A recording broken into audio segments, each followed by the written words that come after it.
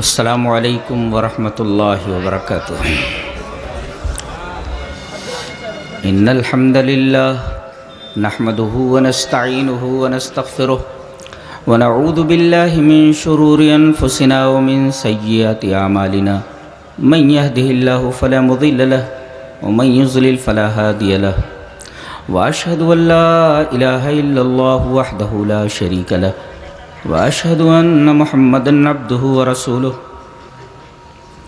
يا ايها الذين امنوا اتقوا الله حق تقاته ولا تموتن الا وانتم مسلمون يا ايها الناس اتقوا ربكم الذي خلقكم من نفس واحدة وخلق منها زوجها وبث منهما رجالا كثيرا ونساء واتقوا الله الذي تساءلون به والأرحام إن الله كان عليكم رقيبا يا أيها الذين آمنوا اتقوا الله وقولوا قولا سديدا يصلح لكم أعمالكم ويغفر لكم ذنوبكم ومن يطع الله ورسوله فقد فاز فوزا عظيما أما بعد فإن خير الحديث كتاب الله وخير الهدي هدي محمد صلى الله عليه وسلم وشر الأمور محدثاتها وكل محدثة بدعة وكل بدعة ضلالة الضلالة في النار أعوذ بالله من الشيطان الرجيم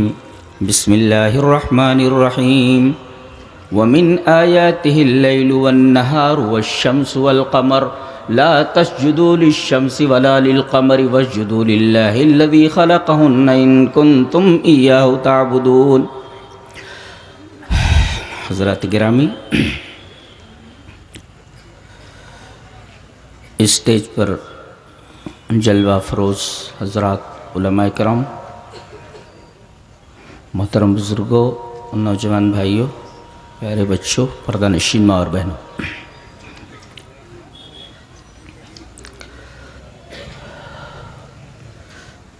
آج کا عنوان جو ہے، جیسا کہ ناظم جلسہ نے بتایا کہ بڑا عجیب و غریب ہے۔ اصل میں لوگوں نے سمجھ لیا کہ میں کوئی سائنٹسٹ ہوں، میں ایک چھوٹا موٹا مولوی ہوں۔ بہرحال دیکھیے کہاں تک اس عنوان پر چلتے ہیں اور کامیاب ہوتے ہیں۔ عنوان ہے چندریان 3 اور تسخیر کائنات۔ تو پہلے چندریان پر بحث کریں گے ہم، پھر اس کے بعد 3 پر بحث کریں گے، پھر اس کے بعد ہم تسخیر پر بحث کریں گے، پھر اس کے بعد آخر میں ہم کائنات پر بحث کریں گے۔ ترتیب درمیان میں بدل بھی سکتی ہے۔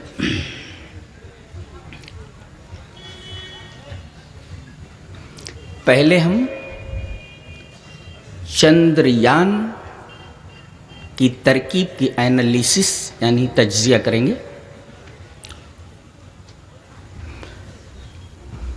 یہ سنسکرت کے 2 لفظوں سے مل کر بنا ہے،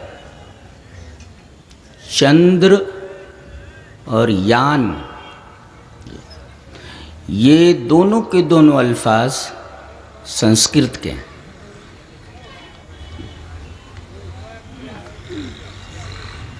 دلیل کیا ہے اس کی؟ دلیل یہ ہے کہ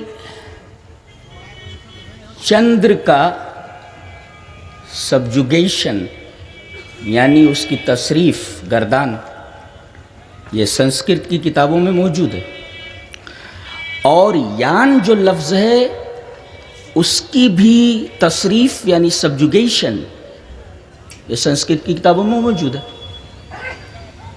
اور چونکہ میں نقلی چترویدی نہیں ہوں، میں آلریڈی سنسکرت کا طالب علم ہوں، سو میں چندر کا پہلے سبجوگیشن آپ کے سامنے رکھتا ہوں۔ پوری دنیا دیکھ رہی ہے، اسکالرس موجود ہیں۔ چندرہ، چندرو، چندراہ، چندرم، چندرو، چندراڑ، چندرین، چندرابھیام، چندرہ، चंद्राय चंद्राभ्याम चंद्रेभ्य, चंद्रात चंद्राभ्याम चंद्रेभ्य, चंद्रस चंद्रयो चंद्राणाम, चंद्रे चंद्रयो चंद्रेशु। जी, ये उसका सब्जुगेशन। एक चांद को एक चांद के द्वारा यानी जरिए, एक चांद के लिए, एक चांद से, एक चांद का, एक चांद में, और हर एक की 3-3 हालतें। ये हुआ चंद्र का सब्जुगेशन। जी, और यान का सब्जुगेशन इस तरह है, यानम यानी यानानी, यानम यानी यानानी, यानेन यानाभ्याम यानय, यानाय यानाभ्याम यानेभ्य, यानात यानाभ्याम यानेभ्य, यानस्य यानयोः यानानाम, याने यानयोः यानेषु। जी, एक सवारी को, एक सवारी के जरिए, एक सवारी के लिए, एक सवारी से, एक सवारी का, और एक सवारी में, और हर एक की 3-3 हालत है। जी, ये तो इन दोनों लफ्ज़ों की गर्दान हुई सब्जुगेशन, ये साबित करने के लिए कि दोनों अल्फाज संस्कृत के। चंद्र के क्या माने होते हैं? चंद्र माने चांद। जाहिर है, चंद्र जिसको कुरान हकीम अल कमर कहता है, चांद। और यान कहते हैं रक्ब को, सवारी को, सवारी। इसी वजह से संस्कृत का जुमला है यात्रिणी यात्रा शुल्कम दत्त्वा यात्रा पत्रकम च गृहीत्वा धूमयानेन नगराणि गच्छन्ति। मुसाफिर लोग, यात्री की जमा यात्राणी, यात्रिणी, तो मुसाफिर लोग यात्रा शुल्कम दत्त्वा यानी यात्रा की कीमत देकर, यानी किराया देकर, और यात्रा पत्रकम टिकट लेकर, यात्रा का पत्र यानी टिकट लेकर, गृहीत्वा धूमयानेन, यान माने गाड़ी, धूम माने धुआं, धुएं की गाड़ी के जरिए यानी रेलवे के जरिए नगराणि गच्छन्ति, नगरम नगरे नगराणि, एक गांव, 2 गांव, कई गांव, अपने अपने गांव गच्छन्ति जाते हैं। जैसे गच्छति गच्छता गच्छन्ति, गच्छस गच्छता गच्छत, गच्छामि गच्छावा गच्छामा, तो ये जमा है जी, वो जाता, वो दोनों जाते हैं, वो सब जाते हैं जी, गच्छन्ति वो सब जाते हैं। तो यहां देखिए धूमयानेन, धूमयान माने रेलगाड़ी, धुएं की गाड़ी, धूम का यानी धुएं का उसकी सवारी। चंद्रयान, चांद पर पहुंचने की सवारी जी। तो धूमयान से चंद्रयान से साबित हुआ कि यान के माने होता है सवारी, और चंद्र के माने होते हैं चांद। और जिस गाड़ी के जरिए, जिस सवारी के जरिए आदमी चांद पर पहुंचे, that is called Chandrayaan ji.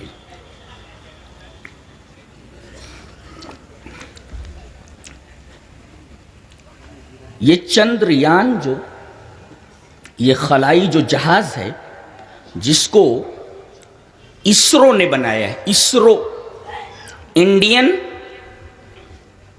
Space research centre ने, उसके साइंसदानों बनाया, इसरो जिसका मुखफ़्फ़फ़ है, इसको उन लोगों ने मुरक्कब किया है, बनाया है चंद्रयान को। और इसको इन्होंने 14 जुलाई 2023 को रवाना किया, और तकरीबन 40 दिन का फासला तय करके ये चांद के जुनूबी हिस्से में ये उतरा चंद्रयान।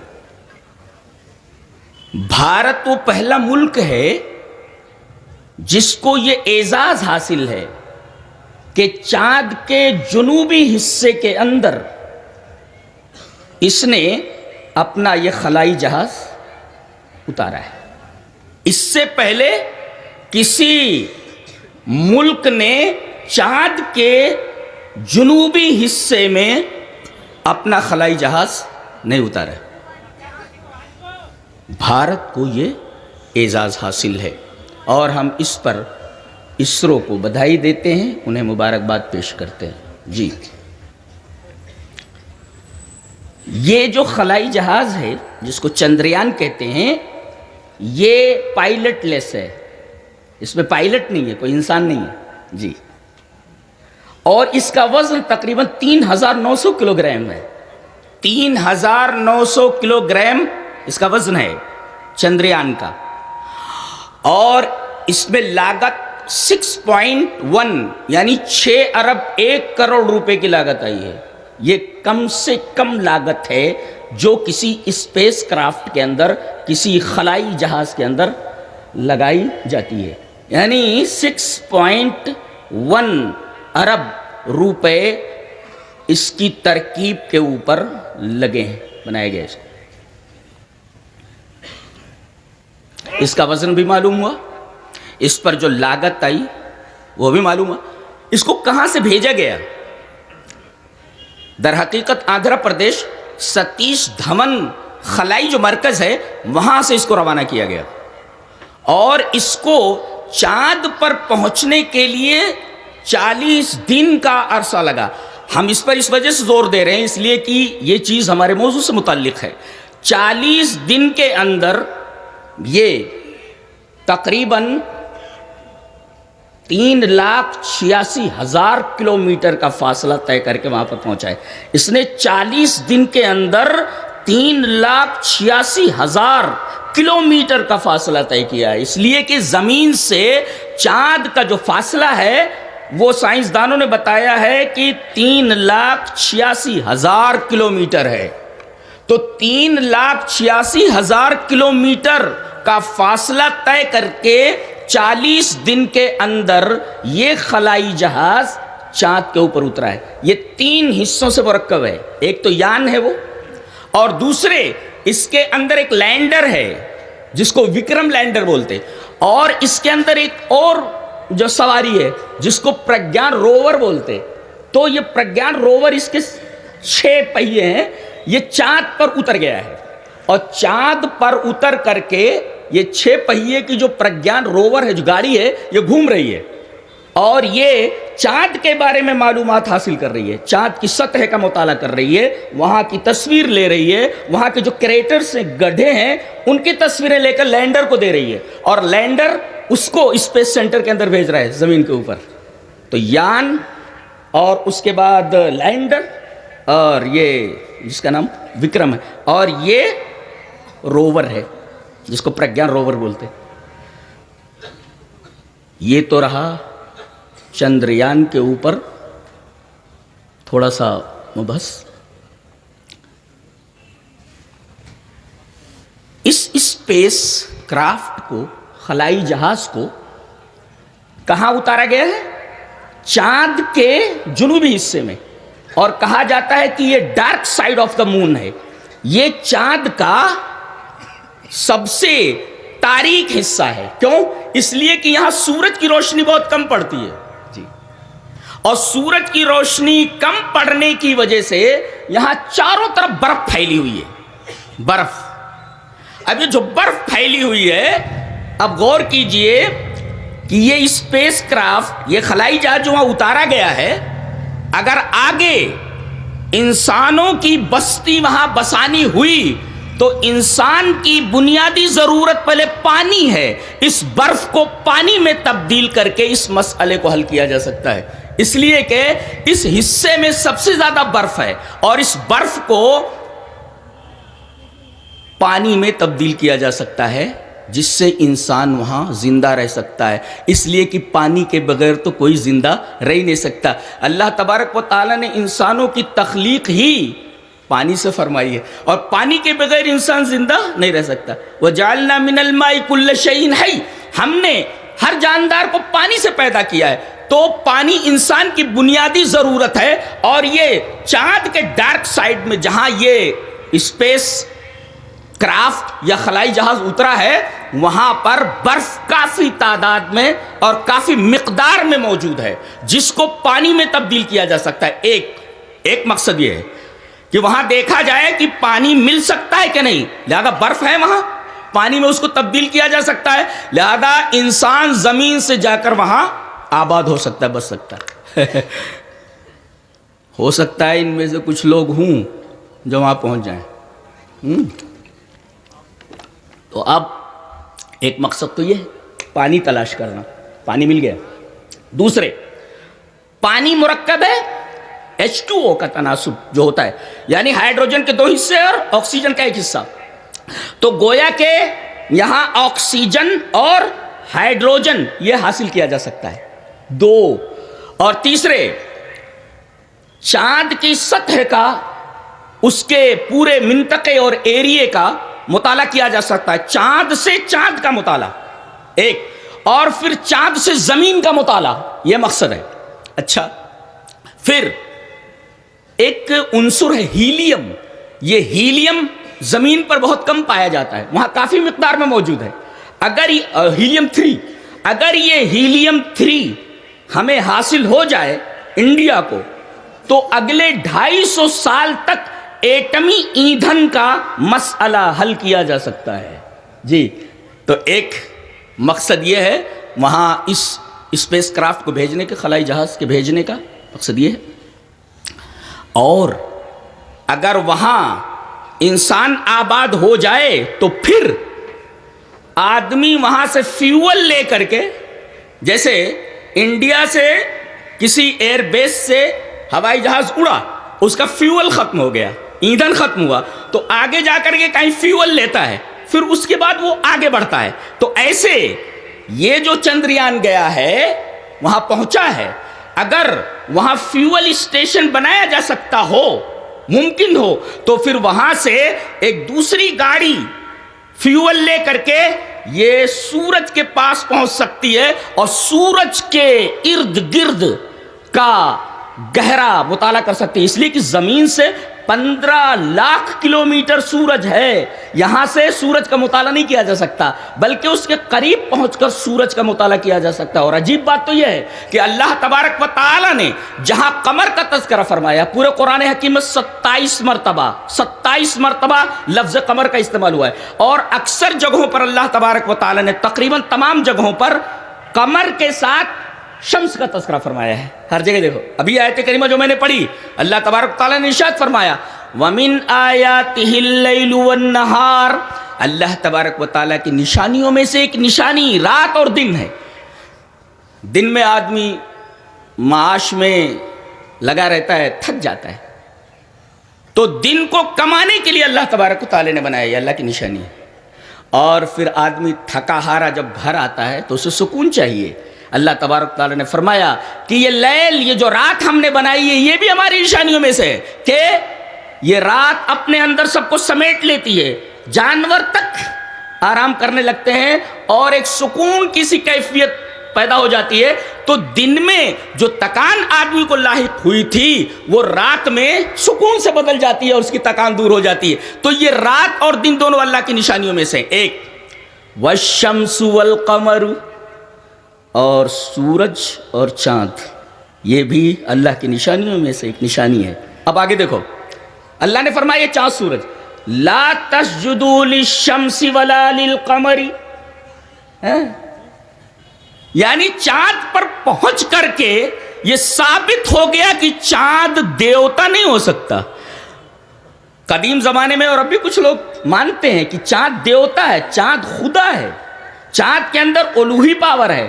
بتایا گیا کہ جس کورے کے اوپر، جس سیارے کے اوپر تم اپنا قدم رکھ سکتے ہو، تو وہ ایشور کیسے ہو سکتا ہے، وہ خدا کیسے ہو سکتا ہے جو پیروں تلے آ جائے۔ تو اللہ نے ثابت کر دیا یہ چاند پر چندریان بھیجوا کر کے کہ یہ خدا نہیں ہو سکتا، لہذا جب یہ خدا نہیں ہے تو سجدے کے لائق، جو نیچے ہو سجدے کے لائق کیسے ہو سکتا ہے؟ اللہ عرش پر مستوی ہے، جو عرش پر مستوی ہو، سب سے اوپر ہو، کائنات کے باہر ہو، وہی سجدے کا مستحق ہے، وہی عبادت کا مستحق ہے۔ جو پیروں کے نیچے آ جائے وہ عبادت کا مستحق کیسے ہو سکتا ہے؟ اللہ تبارک و تعالی نے آفاق کے اندر یہ نشانی دکھا دی کہ چاند جس کو تم دیوتا مانتے ہو، جس کو تم خدا مانتے ہو، یہ خدا نہیں ہو سکتا، اس لیے کہ اس پر تو تم پہنچ چکے ہو نا، اس کا مطالعہ کر رہے ہو۔ بھلا اللہ تبارک و تعالیٰ کی صفات کا کوئی مطالعہ کر سکتا ہے؟ جان سکتا ہے کیا ہے اس کی کیفیت کیا ہے؟ لا، بالکل نہیں۔ تو تم تو اس کی کیفیت جاننے کے لیے پہنچ گئے ہو۔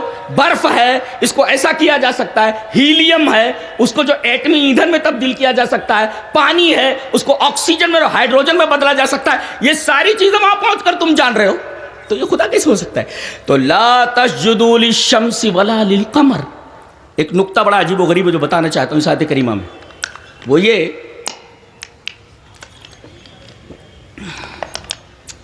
لا تسجدوا للشمس ولا للقمر، نہ سجدہ کرو، نہ عبادت کرو سورج کی اور نہ چاند کی۔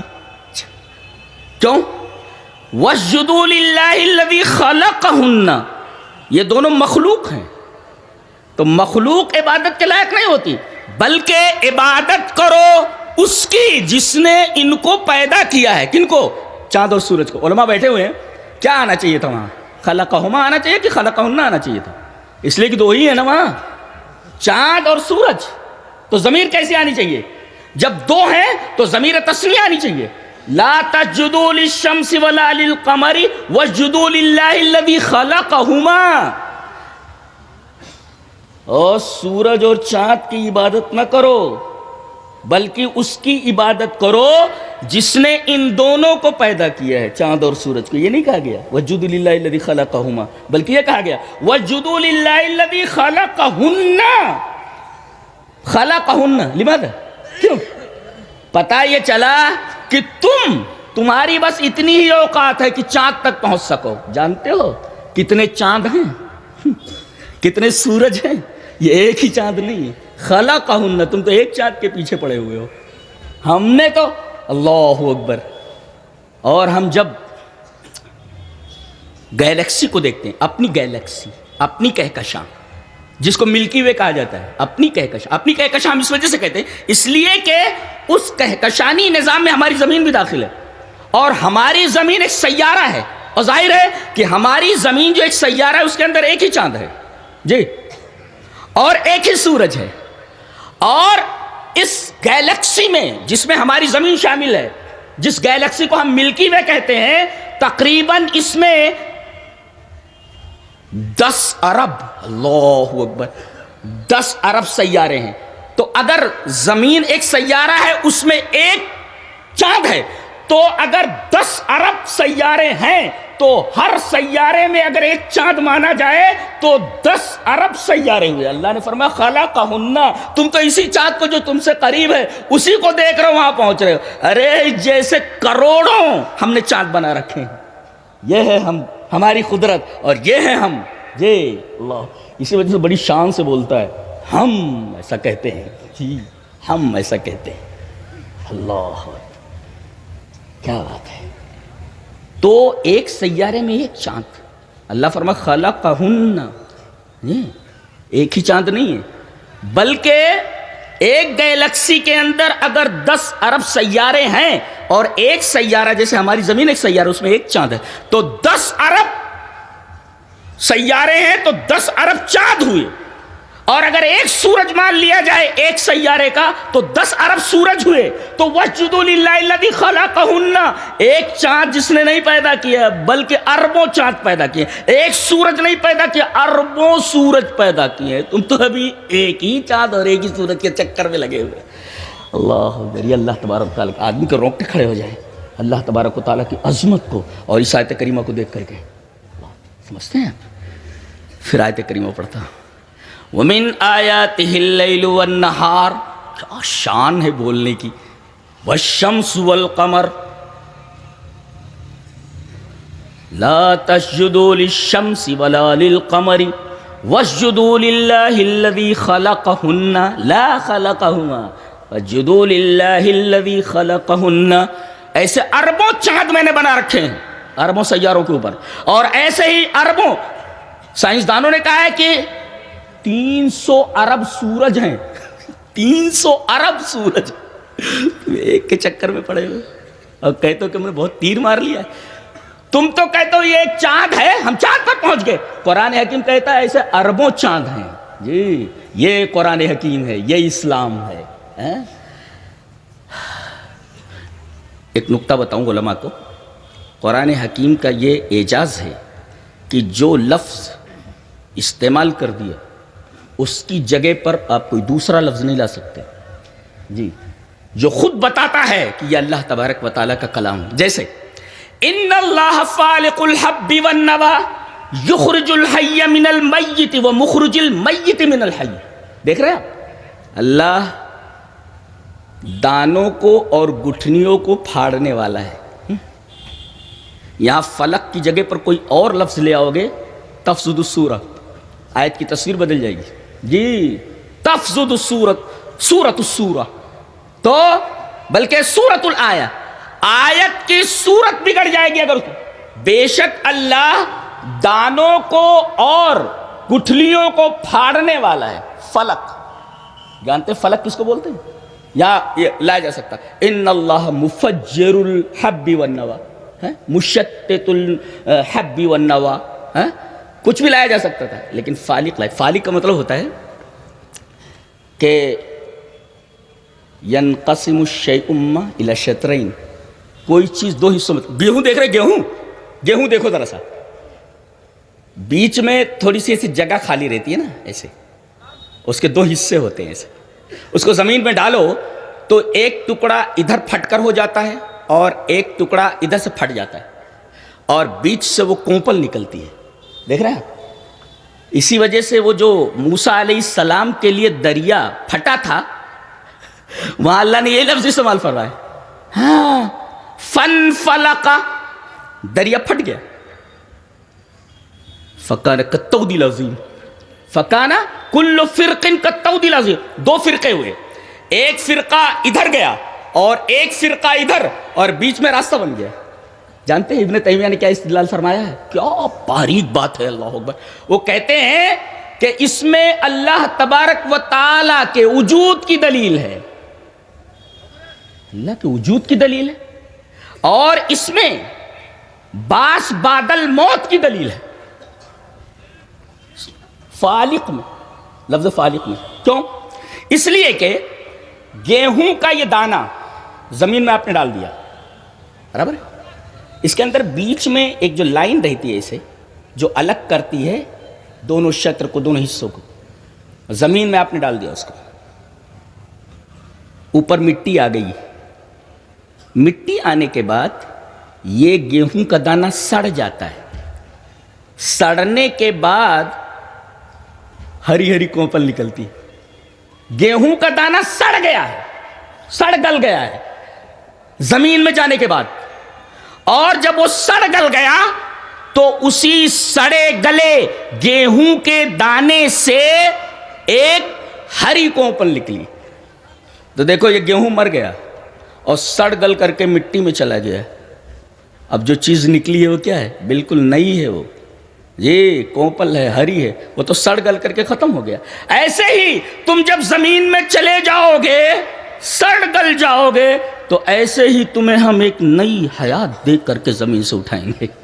یہ مطلب یہ ابن تیمیہ کا استدلال ہے. سمجھ میں آیا؟ بہت باریک استدلال ہے باس بادل موت پر.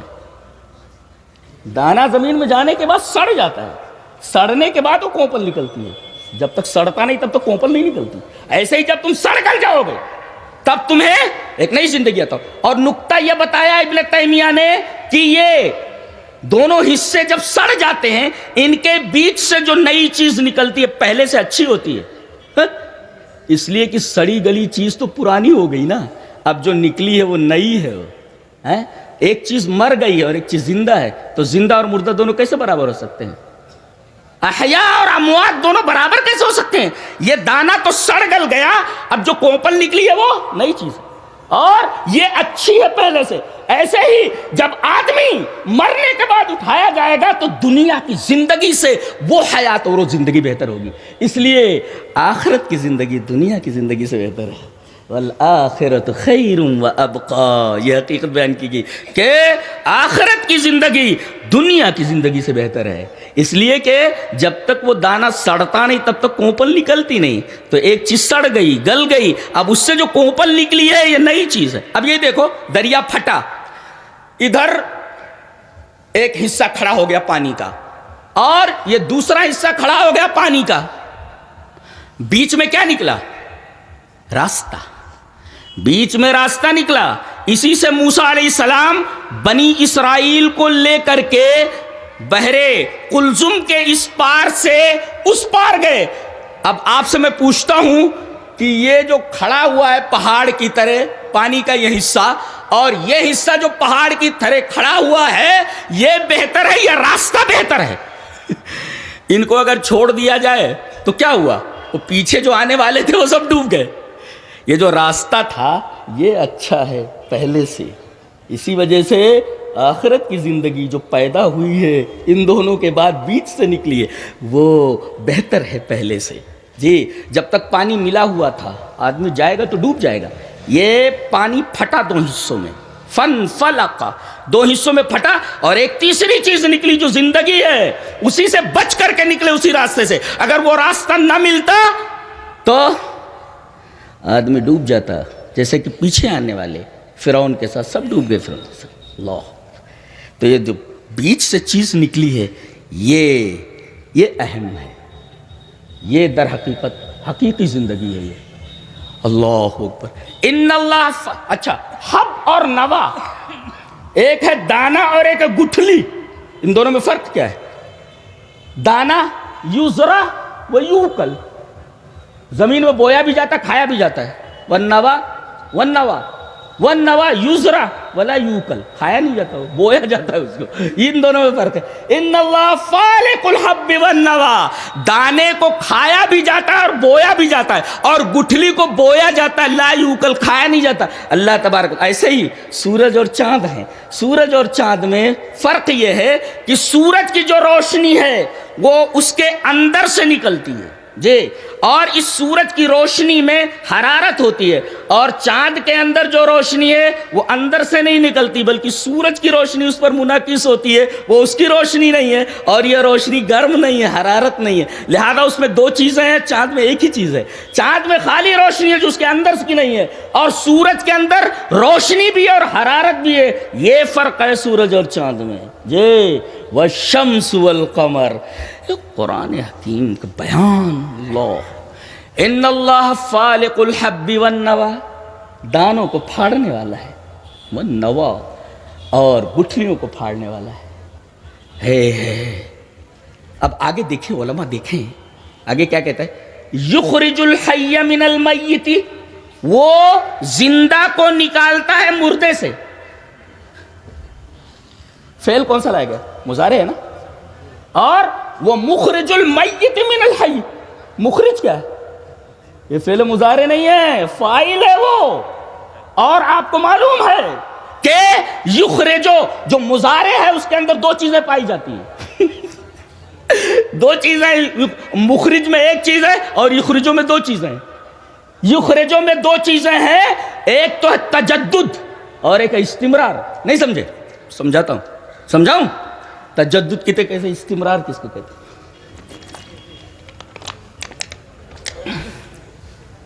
گیہوں کا دنا پھٹا، کوپل نکلی، برابر ہے. یہ اتنی بڑی تھی، اتنی بڑی.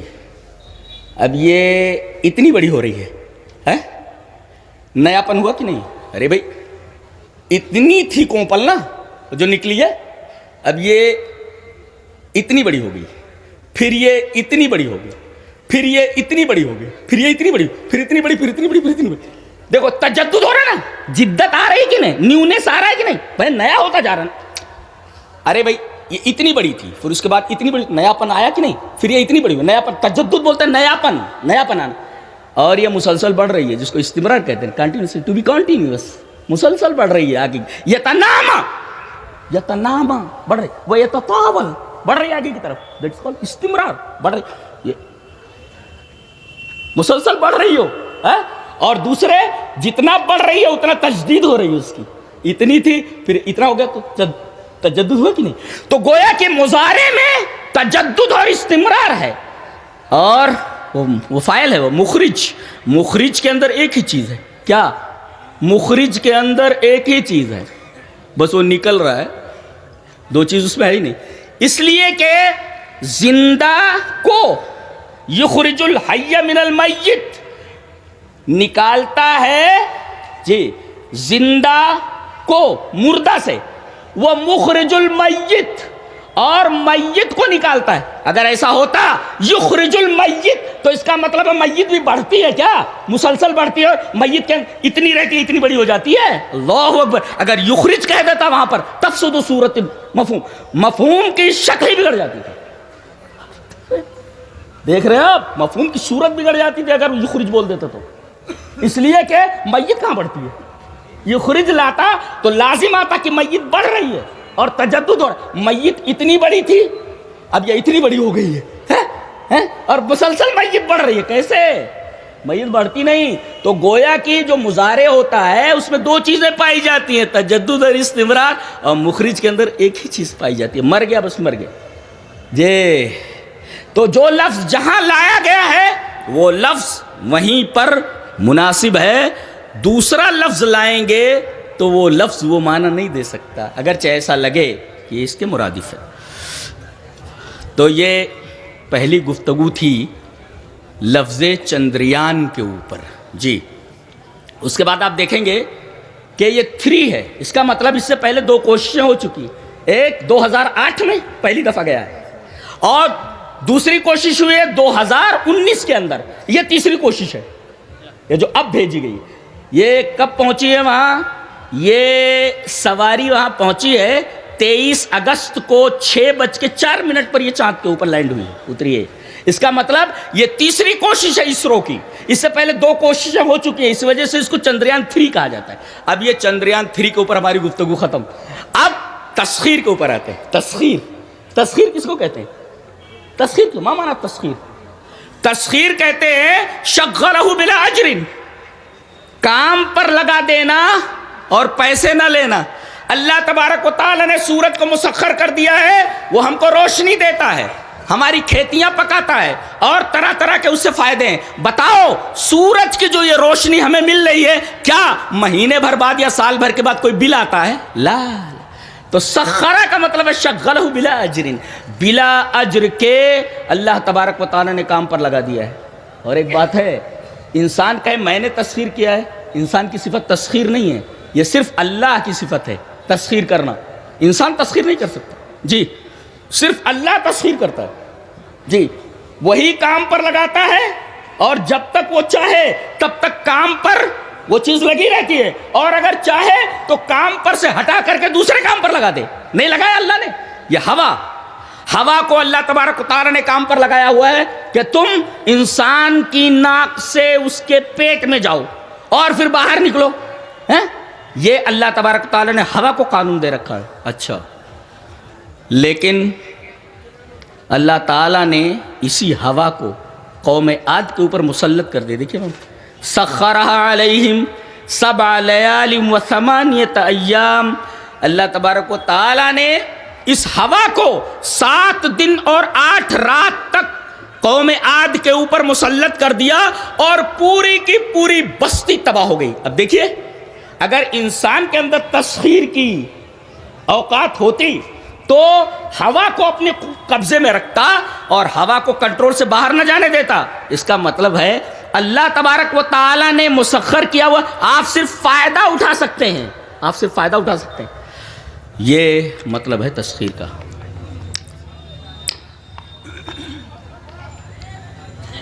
ایک چیز اور دیکھیں تسخیر کے اندر کہ اللہ نے اس کو کام پر لگا دیا ہے اور آپ اس سے کام لے رہے ہیں۔ اس تسخیر کو، کام پر لگا دینے کو، در حقیقت ایک قانون دیا ہوا ہے، اسی کو تسخیر کہتے ہیں، قانون دیا ہوا ہے۔ یہ قانون ہر چیز کے اندر موجود ہے۔ سائنسداں کوئی چیز پیدا نہیں کرتا اور نہ کسی چیز کو فنا کرتا ہے، بلکہ اسی قانون تک پہنچتا ہے۔ مثلا اللہ تبارک و تعالی نے فرمایا کہ ہم نے کشتیوں کو تمہارے لیے مسخر کر دیا ہے۔ اللہ الذی سخر لکم الفلک، اللہ تبارک و تعالی نے تمہارے لیے کشتیوں کو مسخر کر دیا ہے۔ کیا ہے مسخر کر دینے کا؟ وہاں ایک لا ہے، قانون ہے، کیا کہ جب کوئی چیز پانی کے اوپر ڈالی جاتی ہے پانی پر ڈالی جاتی ہے تو پانی اس کو اچھالتا ہے، جس کو کہتے ہیں بوائنسی. یہ قانون اللہ تبارک تعالیٰ نے دیا ہے. تسخیر کا مطلب ایک قانون دیا ہوا ہے، اس قانون کے خلاف نہیں ہوتا. اسی وجہ سے بوائنسی کی تعریف کی گئی ہے کہ the upward pressure by any fluid on a body, partly or wholly, immersed therein, it is equal to the weight of the fluid displaced. کوئی چیز اگر پانی کے اوپر ڈالی جائے تو وہ پانی کو ہٹاتی ہے، اور جتنا پانی ہٹتا ہے اسی کے بقدر نیچے سے اوپر کی طرف پریشر ہوتا ہے، اور کشتی یہ پانی کے اوپر چلنے لگتی ہے. ورنہ اتنا وزندار جہاز اور اتنی وزندار کشتی وہ سطح آپ کے اوپر رہ ہی نہیں سکتی، وہ تو ڈوب جائے گی. تو اللہ تبارک و تعالی نے قانون دیا ہوا ہے کہ جتنا پانی ہٹائے اتنا پانی اوپر کو پریشر دے تاکہ جہاز اس پر، کشتی سطح آپ کے اوپر موجود رہے. یہ قانون ہے، اس کو کہتے ہیں تسخیر. انسان تسخیر نہیں کر سکتا ہے. اللہ تبارک و تعالی نے تسخیر کی نسبت اپنی طرف کی ہے. پورا قرآن میں آپ دیکھ لیجئے، وَسَخَّرَ لَكُمُ اللَّيْلَ وَالنَّهَارَ. اسی طریقے سے آپ دیکھیں وَسَخَّرَ لَكُمُ الشَّمْسَ وَالْقَمَرَ دَائِبَيْنِ وَسَخَّرَ لَكُمُ اللَّيْلَ وَالنَّهَارَ. کہیں بھی یہ نہیں کہا کہ انسان مسخر کر سکتا ہے. انسان مسخر نہیں کر سکتا کسی چیز، انسان کے لیے مسخر ہے. جی اچھا، اللہ تبارک و تعالیٰ کی سخاوت دیکھیے کہ اس نے کائنات کو انسانوں کے لیے مسخر کر دیا ہے. پوری کائنات کس لیے؟ یہ دلیل ہے کہ وہ کتنا سخی ہے. جی کائنات کا مطلب سمجھیے تو تسخیر کا مطلب سمجھ میں آتا ہے. کائنات کس کو بولتے ہیں؟ الکون عبارت عن کل وجود ما عدا وجود سبحانہ وتعالی. اللہ تبارک و تعالی کے وجود کے علاوہ کائنات میں جتنے بھی وجود ہیں، جتنی بھی چیزیں ہیں، سب کائنات ہیں اللہ کو چھوڑ کر کے. اب ظاہر ہے کہ اللہ فرما رہا ہے کہ ہم نے کائنات کو، یعنی جتنی بھی چیزیں ہیں میرے علاوہ، وہ سب کی سب میں نے تمہارے کام میں لگا دیا ہے. تو اب تمہارا کام کیا ہونا چاہیے؟ ایک طرف تو اللہ کی سخاوت دیکھیے، اس کا جود و کرم دیکھیے کہ پوری کائنات کو تمہاری خدمت میں لگا دیا ہے. تو تم کس مرض کی دوا ہو؟ اللہ تبارک و تعالی نے بتایا کہ پوری کائنات تمہاری خدمت کے لیے ہے تو تم میری عبادت کے لیے ہو. پوری کائنات تمہاری خدمت میں لگی ہوئی ہے تو تمہارا مقصد کیا ہے؟ وما خلقت الجن والانس الا لیعبدون. میں نے جنوں کو اور انسانوں کو اس لیے پیدا کیا تاکہ وہ میری عبادت کرے. کائنات کی ساری چیزیں تمہاری خدمت میں لگی ہوئی ہیں، اور تمہارا کام اب یہ بنتا ہے کہ تم صرف اللہ ہی کی عبادت کرو. وہی کہا گیا وَاسْجُدُوا لِلَّهِ الَّذِي خَلَقَهُنَّ إِن كُنتُمْ إِيَّاهُ تَعْبُدُونَ.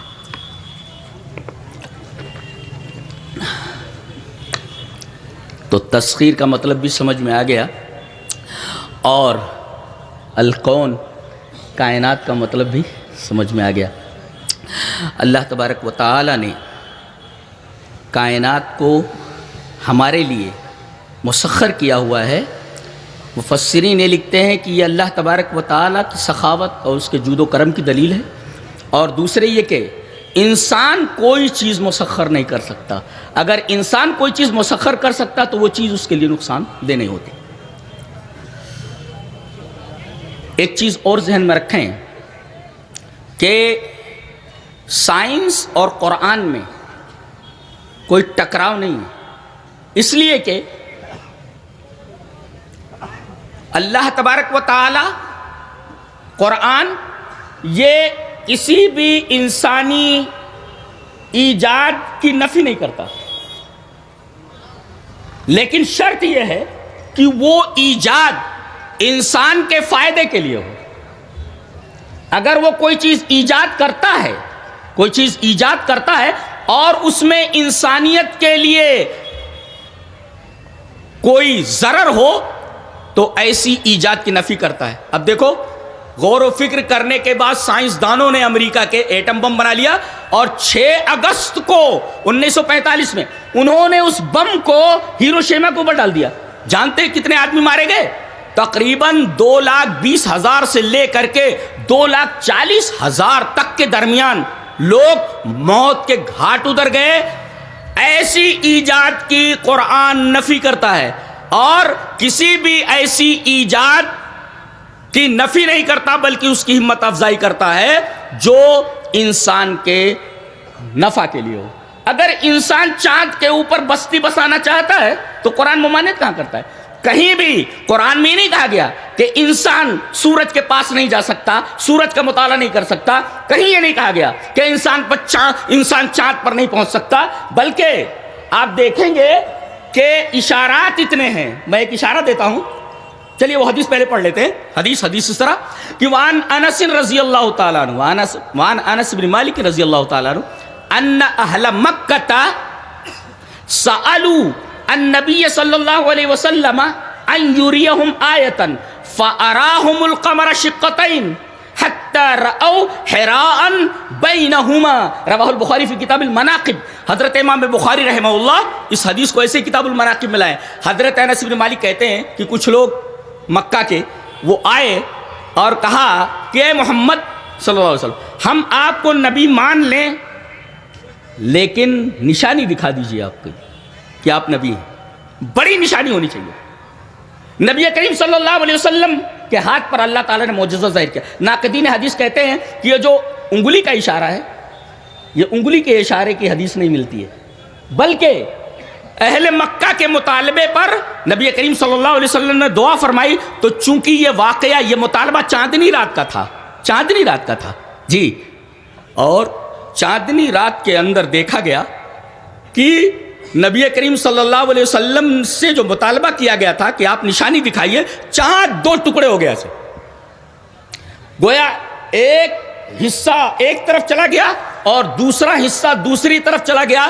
اور بیچ میں ان لوگوں نے حرا کی پہاڑی کو دیکھا، حتی رأوا حراء بینہما، یعنی ایک ٹکڑا چاند کا ایسا لگا کہ اسے پھٹ گیا ہے، اور ایک ٹکڑا جبل ابو قبیس کے پہاڑ کے اوپر چلا گیا، اور دوسرا ٹکڑا جبل قیقیان کے اوپر پہنچ گیا، اور بیچ میں وہ جو ہے حرا کا پہاڑ دکھ رہا تھا۔ اب دیکھ رہے ہیں کہ یہاں پر آپ تو چاند پر پہنچنے کی بات کر رہے ہیں اور آپ گئے ہیں، ہمارے نبی پر اللہ تبارک و تعالیٰ نے آپ کے ہاتھ پر ایسا معجزہ ظاہر کیا کہ آج سے 1400 سال پہلے اس چاند کو پھاڑ دیا تھا آپ نے، جی یہ چاند پھٹ گیا، آپ تو وہاں پہنچ رہے سب تلاش کرنے کے لیے، آلریڈی یہ چاند پھٹ چکا ہے، اور اس کے پھٹنے کے کچھ آثار ناسا کے محققین نے، ناسا کے سائنسدانوں نے بتایا ہے کہ ایسا لگا ہمیں جیسے کوئی چیز پھٹ گئی ہو۔ اچھا، کوئی چیز پھٹ جائے اور پھر مل جائے، جی ہے ایسا کہ تھوڑی دیر کے لیے کوئی چیز پھٹے، اور جو کشش ہے قانون انجذاب، اس لیے کہ جیسے زمین پر کشش ہے ویسے چاند پر بھی کشش ہے، اتنا ہے کہ زمین کی جو کشش ہے وہ زیادہ ہے اور چاند کی جو کشش ہے وہ 6 گنا زمین کی کشش سے کم ہے، زیادہ وہاں بھی کشش ہے۔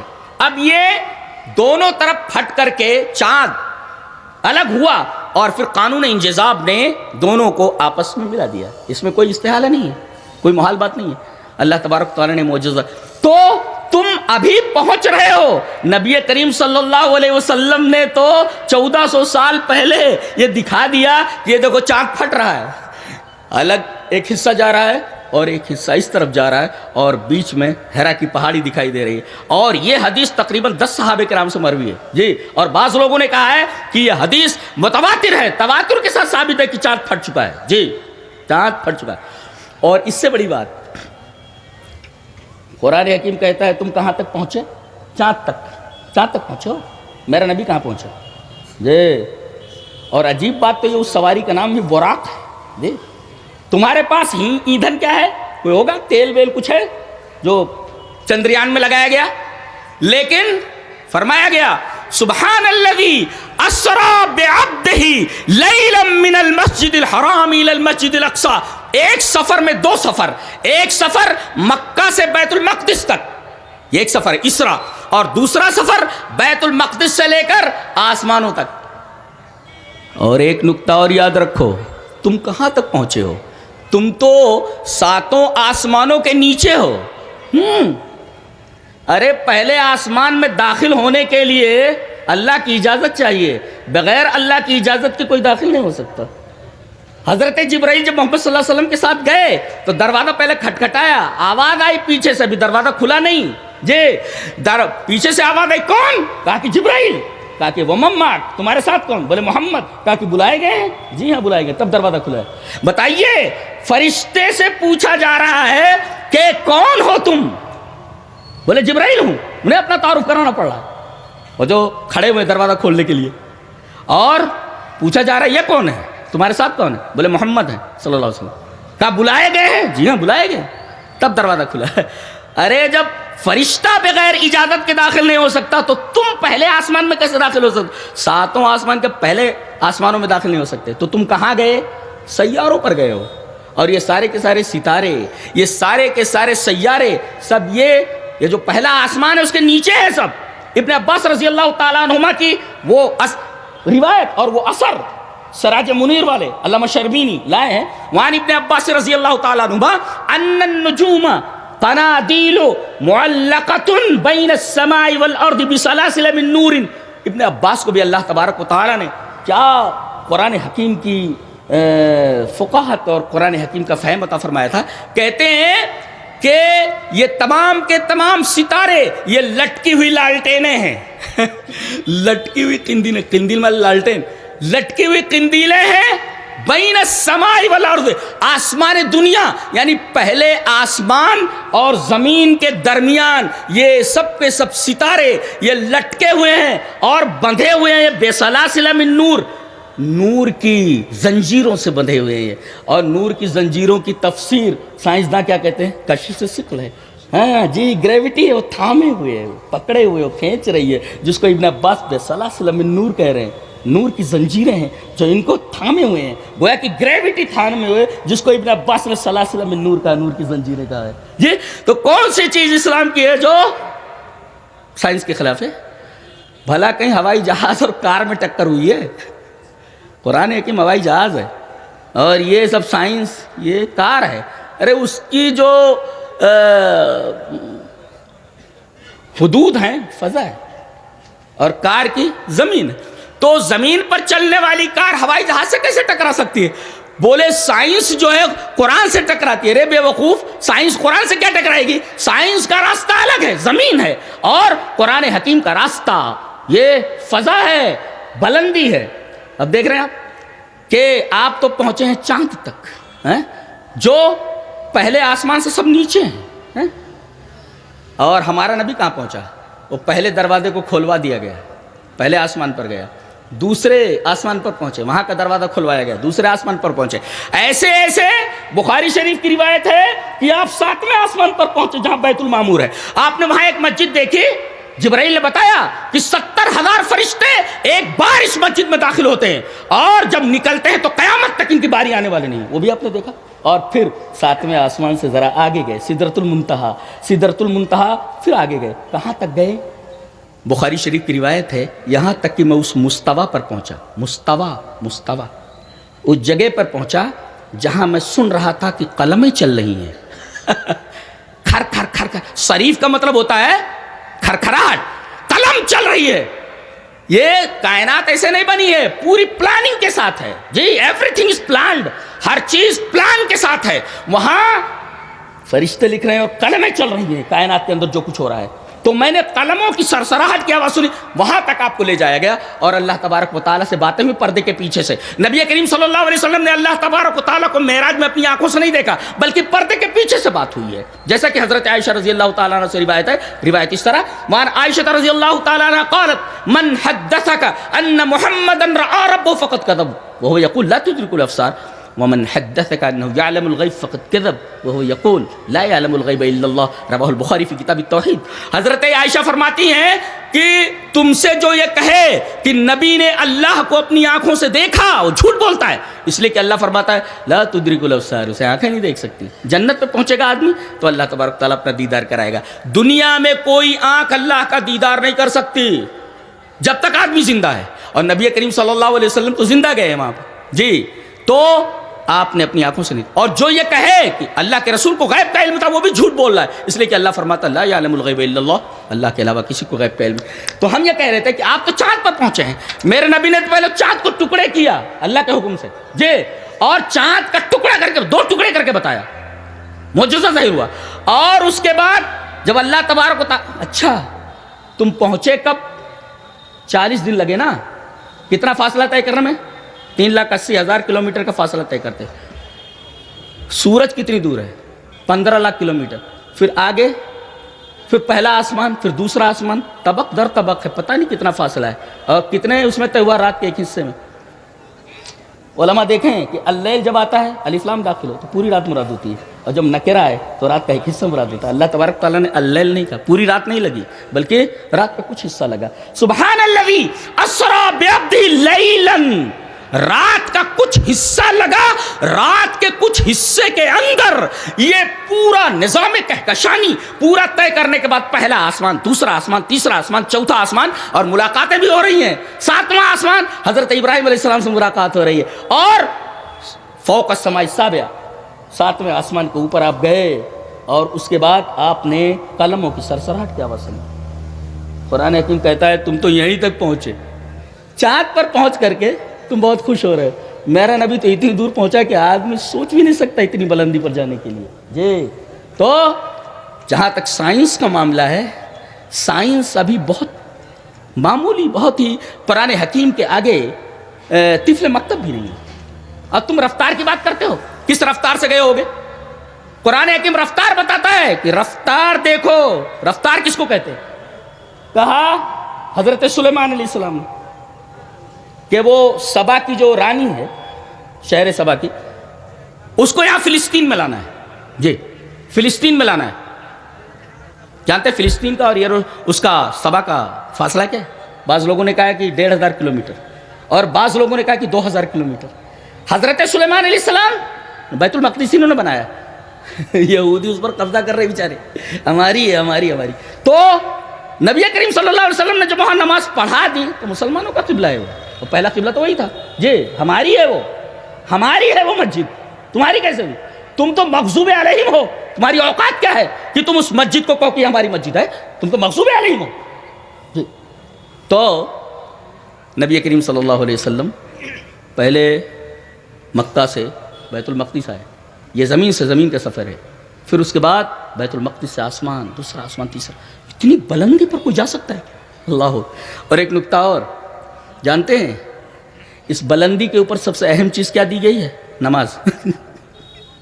اور پہلے اس بلندی کے موافق 50 وقت کی دی گئی. وہ تو حضرت موسیٰ علیہ السلام کا احسان. جائیے کم کروائیے ذرا، مجھے امت کا بڑا تلخ تجربہ ہے. 50 وقت کی نمازیں 5 وقت نہیں پڑھ پاتے ہیں، 50 وقت کیا پڑھیں گے؟ تو بار بار جاتے رہے. جب 5 ہو گئی، 0 جب ہٹ گیا، تب بھی کہہ رہے تھے حضرت موسیٰ جائیے تھوڑا اور کم کرائیے. صبح کی اور شام کی ہو جاتی نا، تب بھی نہیں پڑھتا تھا مسلمان. 2 وقت کی ہو جاتی کہاں پڑھتے تھے؟ نبی کریم صلی اللہ علیہ وسلم فرمایا 0 ہٹ گیا ہے، اب مجھے اللہ کے پاس جاتے ہوئے شرم آتی ہے. اللہ اکبر. اب اللہ کے پاس جاتے ہوئے شرم آتی. 45 مائنس ہو گیا، 5 بچا. پھر بھی موسیٰ کہہ رہے تھے جاؤ. کتنا بڑا احسان ہے حضرت موسیٰ علیہ السلام. اسی وجہ سے آپ دیکھیے کہ جب بھی بات آتی ہے تو عیسیٰ کا تذکرہ نہیں ہوتا، کسی اور نبی کا تذکرہ نہیں ہوتا، اسی نبی کا تذکرہ ہوتا ہے. لو پتہ لکم موسیٰ، اگر موسیٰ آج آ جائیں اور تم مجھے چھوڑ کر ان کی پیروی کرنے لگو تب بھی گمراہ ہو جاؤ گے. کیوں؟ اس لیے کہ پورے انبیاء بنی اسرائیل کا سب سے معزز نبی، بہت بڑا عالم ہے یہ، بہت بڑا. اور معلوم تھا ہی نہیں کہ میں بہت بڑا عالم ہوں. ان کو معلوم نہیں تھا. ایک تقریر کی انہوں نے، جیسا کہ بخاری کی روایت، تقریر بڑی عمدہ تھی. کچھ لوگوں نے کہا کہ آپ سے بڑا عالم دنیا میں نہیں ہے. بولے نہیں ہے، میں ہی سب سے بڑا عالم ہوں. اور یقیناً بہت بڑے عالم تھے. اسی وجہ سے انہی کا حوالہ دیا جاتا ہے. آج موسیٰ آ جائیں جو انبیاء بنی اسرائیل کا سب سے معزز نبی، سب سے بڑا عالم ہے، وہ آ جائے اور اتنے بڑے عالم کی اقتدا کرنے لگو مجھے چھوڑ کر تب بھی گمراہ ہو جائے. اس کا مطلب یہ ہوا کہ اب ہمارے نبی کے بعد جب موسیٰ کی اقتدا جائز نہیں ہے تو دوسرے لوگوں کی اقتدا کیسے جائز ہو سکتی؟ جی یہ ایسا. تو یہ حضرت سلیمان علیہ السلام نے بنوایا تھا. اور ایک نکتہ اور بتاؤں، تسخیر جو ہوتی ہے نا، ایک عام ہے ہم لوگوں کے لیے، اور ایک خاص تسخیر ہے. خاص تسخیر کس کے لیے؟ حضرت سلیمان علیہ السلام کے لیے. ہوا کو مسخر فسخرنا له الريح تجری بامره حيث اصاب. وہاں نہ پیٹرول لگ رہا ہے اور نہ کوئی اس کے اندر فیول لینا پڑ رہا ہے. اللہ تعالیٰ نے فرمایا ہم نے ہوا کو مسخر کر دیا تھا اور یہ رخاءً بڑی آسانی کے ساتھ لے کر چلتی تھی. یہ رخان کیوں لایا گیا؟ ہوائی جہاز پر بیٹھے ہوئے تخت پر اور ہوا مسخر ہے، تخت کو لے کر جا رہی. رخاءً کا کیا مطلب ہوا؟ بڑی نرمی کے ساتھ. یعنی یہ جہاز ایسا ہے حضرت سلیمان علیہ السلام کا، رخان صفت آئی، کریش نہیں ہوتا یہ. جی اس کا مطلب یہ ہے کہ ہوا تمہارے لیے اللہ نے مسخر کی ہے لیکن تمہارے قبضے میں نہیں ہے، تمہارا جہاز کریش ہو جاتا ہے. جی لیکن حضرت سلیمان علیہ السلام کو جو جہاز دیا گیا تھا، جو تخت ہوا کو مسخر کیا گیا تھا، یہ ہوا اس طریقے کی نہیں تھی کہ تخت کو کہیں گرا دے. جی اور رفتار کتنی تھی؟ رفتار وَلِسُلَيْمَانَ الرِّيحَ غُدُوُّهَا شَهْرٌ وَرَوَاحُهَا شَهْرٌ. صبح سے لے کر دوپہر تک کے درمیان کا جو فاصلہ ہے، ایک مہینہ آدمی اگر گھوڑے سے جو اس وقت کی مروجہ سواریاں تھیں ان کو لے کر کے اگر چلے تو اتنی دیر میں نہیں، ایک مہینہ لگ جائے گا اس کو پہنچتے ہوئے، اور یہ اتنے گھنٹے میں وہاں پہنچ جاتے تھے. اور شام کے اندر یعنی ایک دن کے اندر 2 سفر ہوا کرتے تھے ان کے. جی تو جہاز بھی موجود ہے. ایک قانون دیا گیا، اس قانون کا خالی سائنسداں مطالعہ کرتا ہے. پرندوں کو دیکھا کہ وہ اڑ رہے ہیں ہوا میں، غور کیا کہ وہ اڑتے کیسے. غور کرنے کے بعد اس نے مطالعہ کیا، وہ قانون جان لیا، ہوائی جہاز بنا لیا. لیکن تم نے دیکھا کہاں، مطالعہ کہاں کیا؟ کائنات میں مطالعہ کرنے کے بعد اللہ تبارک و تعالیٰ نے وہ لا جو رکھا، وہ قانون رکھا، اس قانون کا مطالعہ کرنے کے بعد تمہیں یہ بنانے کی توفیق ہوئی. جی اچھا، ملکہ سبا کے تخت کے لانے کے بارے میں آپ نے فرمایا کہ کون جلدی سے جلدی اس تخت کو یہاں لا سکتا ہے 2000 کلومیٹر سے. دیکھو کتنی عجیب بات ہے، سائنس ابھی اس مرحلے میں پہنچی ہی نہیں ہے. دیکھیں کتنی عجیب بات ہے. کہا جا رہا ہے کہ 2000 کلومیٹر کے فاصلے سے سبا سے تخت یروشلم لانا ہے. ایک جن نے کہا دربار برخاست ہونے سے پہلے 1-2 گھنٹہ لگے گا، 1-2 گھنٹے میں لے آتا ہوں. حضرت سلیمان علیہ السلام کیا نہیں دیر ہو جائے گی. قال الذي عنده علم من الكتاب انا آتيك به قبل ان يرتد اليك طرفك. یہ انسان تھا، اس نے کہا I will bring it in the twinkling of an eye. میں پلک جھپکتے ہی قبل ان يرتد اليك طرفك، میں پلک جھپکتے ہی 2000 کلومیٹر کے فاصلے. ایسے اتنی دیر میں 2000 کلومیٹر کا فاصلہ کیسے ہو سکتا ہے؟ رفتار دیکھ رہے ہیں آپ کس رفتار کی بات کر رہے ہیں؟ آپ نے راکٹوں کی رفتار بتا کر کے دنیا کو آپ کیا سمجھانا چاہتے ہیں؟ یہاں تو یہ سمجھایا گیا کہ ان دا ٹوئنکلنگ آف این آئی، پلک جھپکتے ہی 2000 کلومیٹر، اتنی دیر میں فاصلہ طے ہو گیا. جی یہ رفتار ہے. اور فلما رآہ مستقرا عنده، حضرت سلیمان علیہ السلام نے دیکھا کہ پلک جھپکتے ہی وہ تخت سامنے رکھا ہوا کھڑا ہے. فلما رآہ مستقرا عنده، ان کے پاس ہی مستقر ہے، کھڑا ہے. وہ یہ کیسے ہوا؟ سائنسداں اس کی یہی تعویل کرے گا کہ میٹر جو ہوتا ہے، میٹر اس لیے کہ میٹر ہے یہ. اب اس کو ہزاروں میل کے فاصلے پر بھیجنے کے لیے پہلا کام یہ کرنا ہے کہ اس کو انرجی میں تبدیل کرو، پہلے اس کو انرجی بناؤ پہلے. تو گویا کہ میٹر کو انرجی میں تبدیل کیا گیا پورے تخت کو. اور چھوٹا موٹا تخت تھوڑی تھا، وہ حدود نے بتایا کہ عرش عظیم بہت بڑا تخت ہے، یہ چھوٹا موٹا نہیں ہے. حدود نے کیا رپورٹ دی تھی کہ یہ ملکہ سبا جس تخت کے اوپر بیٹھتی ہے وہ چھوٹا موٹا تخت نہیں ہے، عرش عظیم بہت بڑا تخت ہے. اس بڑے تخت کو 2000 کلومیٹر کے فاصلے سے لانے کے لیے 1 لمحہ لگا، اور 1 لمحے میں 2000 کلومیٹر کا فاصلہ طے ہو گیا. جو قرآن کی رفتار بتاتا ہے. آدمی کو پہلے یقین نہیں آتا ہوگا کہ ایسا کیسے ہو سکتا ہے، لیکن اب یہ بات ثابت ہو چکی ہے کہ اتنی رفتار کسی سواری کی ہو سکتی ہے. تو کیسے ہوا؟ آج صرف ہزاروں کلومیٹر کے فاصلے سے صرف تصویر آتی ہے، انرجی آتی ہے، میٹر نہیں آتا. آپ کا بیٹا امریکہ میں اگر وہ بھیجے تو خود نہیں آتا، وہ اس کی تصویر آتی ہے جو انرجی ہے، خود نہیں آتا. وہ تو میٹر ہے، وہ میٹر نہیں آتا. لیکن 1 سیکنڈ کے اندر اس کی تصویر جو انرجی ہے وہ آپ کے پاس پہنچ جاتی ہے. تو گویا کہ اشارہ یہ ہوا کہ پہلے وہ تخت جو اتنا بڑا تھا اس کو انرجی میں تبدیل کیا گیا، اور انرجی میں تبدیل کرنے کے بعد جلدی سے فاصلہ طے کیا گیا 1 لمحے. پھر جیسے کھڑا ہوا وہاں آ کر کے اس کو پھر میٹر میں تبدیل کر دیا گیا. سائنس پہنچ سکتی ہے کیا یہاں جو قرآن حکیم نے بتایا؟ سائنس حیران ہے کیسے ہو سکتا ہے، لیکن قرآن حکیم نے بتایا اٹ از پاسبل. یعنی ایک چیز کو آپ کنورٹ کر سکتے ہیں انرجی میں، اور انرجی کو جہاں تک آپ کو لے جانا ہوا وہاں پہنچتی ہے، آپ پھر اس کو میٹر میں تبدیل کر دیں. سائنس اس مقام تک اب تک نہیں پہنچی ہے جہاں قرآن پہنچ چکا ہے. تو قرآن ویسے سائنس کی کتاب نہیں ہے، جغرافیہ کی کتاب نہیں ہے، بلکہ قرآن حکیم ہدایت کی کتاب ہے. اس سے ہمیں پتہ یہ چلتا ہے کہ اللہ کی مرضیات کیا ہے، اللہ کی نامرضیات کیا ہے، اللہ چاہتا کیا ہے، کس چیز سے راضی ہے اور کس چیز سے ناخوش ہوتا ہے. یہ کتاب ہمیں جنت میں پہنچنے کا راستہ بتاتی ہے، اور یہ بتاتی ہے کہ اگر اس راستے کو چھوڑو گے جو ہم نے بتایا ہے کہ یہ جنت کا راستہ ہے تو تم جہنم میں چلے جاؤ گے. یہ کتاب اس لیے. اب کوئی یہ پوچھے یار قرآن اتنی بڑی کتاب ہے اے مسلمانوں، تو قرآن میں راکٹ بنانے کا، قرآن میں جو ہے اسپیس کرافٹ بنانے کا، قرآن حکیم میں میزائل بنانے کا یہ طریقہ کیوں نہیں بیان کیا گیا؟ ایک سے ایک ڈشز بنانے کا طریقہ کیوں نہیں بتایا گیا؟ اس کا جواب یہ ہے کہ اللہ تبارک تعالیٰ بار بار کہتا ہے کسی چیز کو بیان کرنے کے بعد افلا تعقلون، کیا تمہارے پاس عقل نہیں ہے؟ اس کے بعد اس کا مطلب یہ ہوا کہ جو چیز نہیں بتائی گئی وہ تمہارے عقل میں فیڈ کر دی گئی ہے، فیڈ کر دی گئی ہے.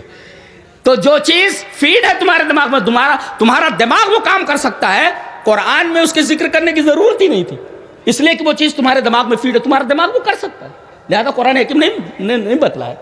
اب مرنے کے بعد کیا ہونے والا ہے کیسے بتائے گا؟ میٹر کیسے بتائے گا؟ تو قرآن بتائے گا کہ مرنے کے بعد کیا ہوتا ہے، جنت کیا ہے، جہنم کیا ہے، ساری چیزیں. اچھا آدمی تو ابھی یہاں تک پہنچا چاند تک، ابھی ڈھونڈ رہا ہے پانی کہاں ہے، ابھی ڈھونڈ رہا ہے ہیلیم کتنا ملے گا، ابھی ڈھونڈ رہا ہے کہ اس کو فیول اسٹیشن کیسے بنایا جائے. میرا نبی تو جنت دیکھ چکا ہے، جہنم دیکھ چکا ہے. جہنم کے اندر سزائیں کیا ہیں اس کی مثالیں بتا دی گئی ہیں کہ ایسا ایسا ہے. جنت میں آپ داخل ہوئے، یہاں تک کہ حضرت بلال کی چپل کی آواز، جوتے کی آواز سنائی دے رہی ہے. آپ تو وہاں تک داخل ہو گئے، آپ نے وہاں کا بھی نظارہ فرمایا. تو اتنا آگے نکل جانا، سائنس تو اس کے بارے میں سوچ بھی نہیں سکتی ہے، سائنس اس بارے میں سوچ بھی نہیں سکتی. لہذا قرآن حکیم اگرچہ سائنس کی کتاب نہیں ہے، لیکن اس میں تقریباً 1000 آیات کے اندر سائنسی حقائق کی طرف اشارہ ہے، سائنٹیفک فیکٹ کی طرف اشارہ ہے جی. اور ایک بات تو میں نے بڑی عجیب و غریب پڑھی، وہ میں علماء کی اور پڑھے لکھے لوگوں کی نظر کرنا چاہتا ہوں، ان کے سامنے پیش کرنا چاہتا ہوں کہ ایک فلیکر کے اوپر سائنسدانوں کے گروپ نے لکھا ہے کہ universe, human and internet have similar structure. آپ اگر دیکھیں تو یہ پوری کائنات اور انسان کا دماغ، ہیومن برین، اور اسی طریقے سے انٹرنیٹ، یہ ایک ہی اسٹرکچر رکھتے ہیں. اور پھر مثال دیتا ہے وہ کہ ایک ہی اسٹرکچر کیسے ہے. یہ کہتے ہیں کہ ایک تصویر لی گئی ہے نظام کہکشانی کی، جس میں کروڑوں سیارے اور ستارے ہیں. تصویر ایک طرف رکھ دی گئی، یہ تصویر ہے کائنات کی، پورے خلائی دوربین سے تصویر لی گئی پوری کائنات کی، نظام کہکشانی کی ایک طرف رکھ دی گئی. اور پھر انسانی برین کی تصویر لی گئی جی، انسانی برین کی، اور یہ پورے یونیورس کی تصویر ایک طرف اور انسانی برین کی تصویر ایک طرف، دونوں کو سائیڈ بائی سائیڈ رکھ دیا گیا. اس کے بعد سائنسداں سوال کرتا ہے Can you tell which image of a brain cell and which is of the cosmos? Probably not. Though one is only micrometers wide and other is billions of light years across. یہ تفسیرہ ہے، سائنسدان سوال ہے، سوال کیا ہے کہ یہ دیکھو دونوں تصویریں ہیں، یہ کائنات کی تصویر ہے یونیورس کی، اور یہ انسانی دماغ کی ہے. اب بتاؤ کہ کون سی تصویر کائنات کی ہے؟ Which images of cosmos؟ کائنات کی تصویر کون سی ہے اور انسانی دماغ کی تصویر کون سی ہے؟ بتاؤ. بتا ہی نہیں سکتے، اس لیے کہ دونوں تصویریں ایک جیسی ہیں. پتہ یہ چلا کہ جس نے کائنات کو بنایا اس نے انسان کو بنایا، دونوں کا خالق ایک ہی ہے. جس نے کائنات کو بنایا، اسی وجہ سے کہا گیا کہ کائنات میں 2 چیزیں ہیں، 3 چیزیں ہیں. ایک تو یہ کہ یہ پرفیکٹ ہے، اس کے اندر کوئی نقص نہیں ہے، اور دوسرے کمپلیکس ہے، بہت پیچیدہ ہے، اور تیسرے کنیکٹ ہے.